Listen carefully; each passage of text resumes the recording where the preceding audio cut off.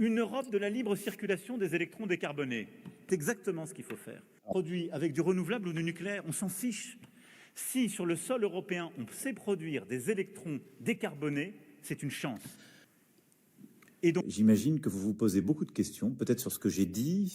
Oui, c'est-à-dire bâtir une Europe en capacité de montrer qu'elle n'est jamais le vassal des États-Unis d'Amérique et qu'elle sait aussi parler à toutes les régions du monde.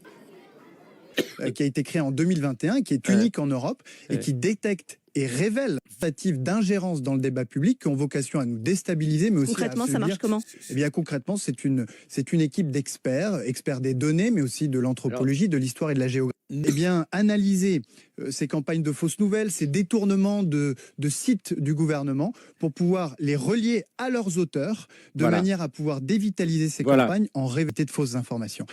Et là, mal sur les grandes plateformes de réseaux sociaux, eh bien, en déviralisant, en invisibilisant si nécessaire des contenus qui seraient propagés pendant les quelques heures du conflit israélo-palestinien que l'Union européenne avait financé le réseau d'eau à Gaza. Ils ont de la chance. Bah ouais, salope. Ils ont fait des lance-roquettes, mais ça c'est autre chose. Allez. On aurait bien aimé, nous, pouvoir aussi avoir un financement de l'Union européenne pour réparer, moderniser, améliorer le réseau d'eau. Alors, Poutine tue. Poutine en soi est la guerre. Tué par Poutine.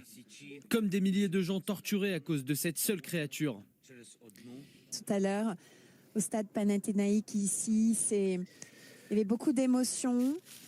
Un très beau discours de Tony Estanguet, cette fierté de voir aussi nos deux grandes relayeuses.